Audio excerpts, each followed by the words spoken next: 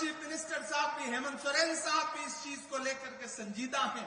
तेलंगाना हो, झारखंड हो, ऐसे कई सूबे हैं जहां भाजपा की नफरत वाली सोच के बरक्स एक नई सेकुलर सोच खड़ी है, जो उनके किसी भी कानून के खिलाफ, ये जो भी आईन के खिलाफ जाकर के अमेंडमेंट लाए हैं, इसको एक झटके में फिर उसी संसद के जरिए बदलने का काम इंडिया गठबंधन करेगा, कांग्रेस पार्टी करेगी, ये हम आपको भरोसा दिलाते हैं। लड़ाई पार्लियामेंट में, एक लड़ाई अदालत में, तो एक लड़ाई जमीन पर।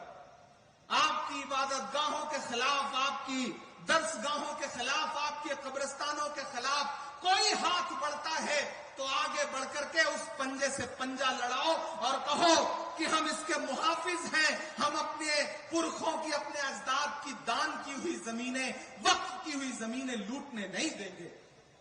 हुकूमत कह रही है कि वो पसमानदा के हुकूक के लिए इस वक्फ में अलग से प्राविधान करेगी।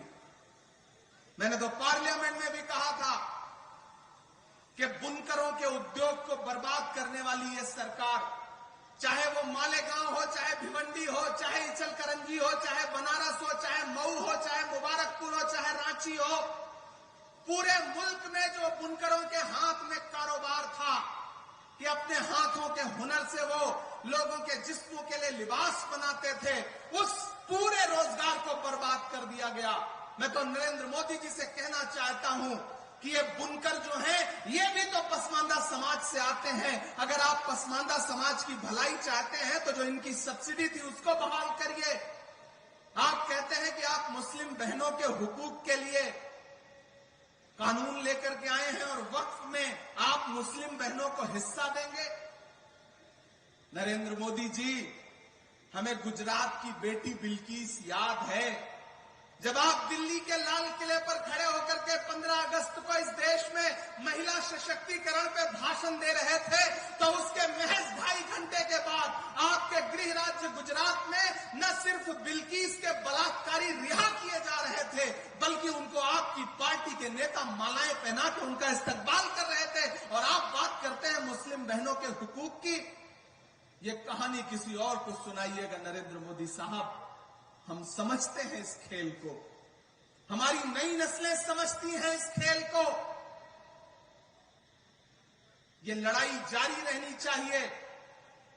रांची वालों, एक बात याद रखना कि जब वक्त पे कोई लड़ाई लड़ी जाती है तो जीत उसमें यकीनन हमारी होती है।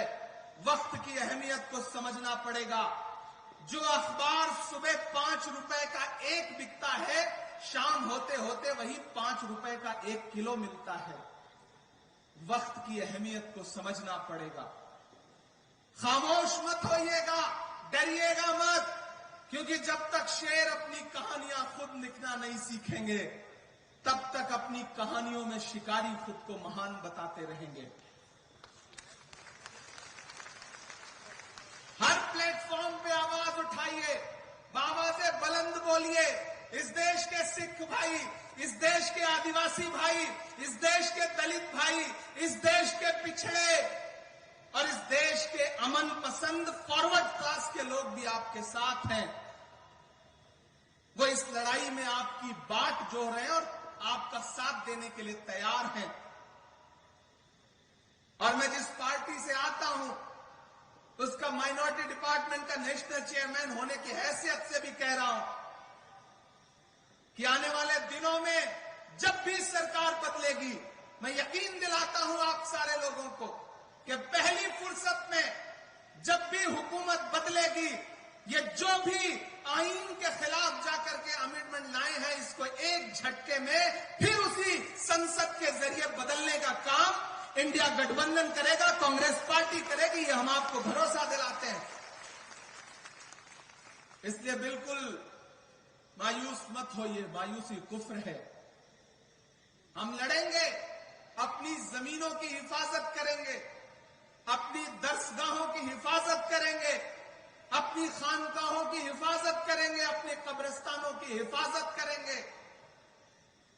कोई हुकूमत, कोई सरकार हमसे छीन नहीं सकती। और अभी हफीजुल भाई ने तो भरोसा भी दिलाया, यहां के चीफ मिनिस्टर साहब भी, हेमंत सोरेन साहब भी इस चीज को लेकर के संजीदा हैं।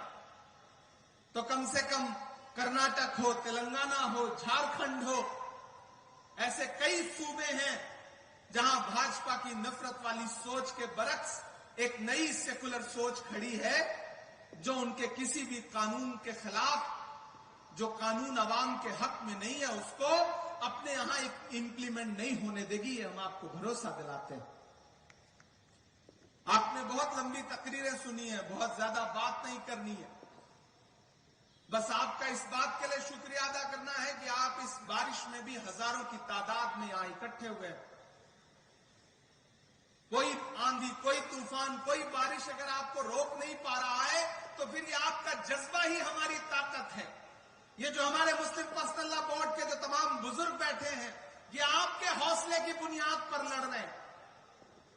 इन्होंने अपनी उम्र जी ली है, लेकिन ये अपने आने वाले मुस्तकबिल के लिए लड़ रहे हैं, अपने नए नस्ल के बच्चों के लिए लड़ रहे हैं। यहां मौजूद एक एक शख्स हमारे इन बुजुर्गों के हौसले के लिए, इनके लिए दुआ के लिए एक एक हाथ उठा करके, ताली बजा करके इनका एहसास दिलाए कि कौम की नई नस्ल आपके साथ खड़ी है। आप पूरे मुल्क में इस आंदोलन की अलख जगा के रखिए, इंकलाब बर्पा करके रखिए।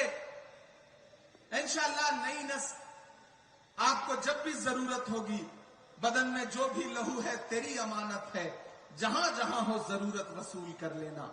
हम सारे लोग किसी प्रभातखबर.com, विश्वास वही, रफ्तार नहीं।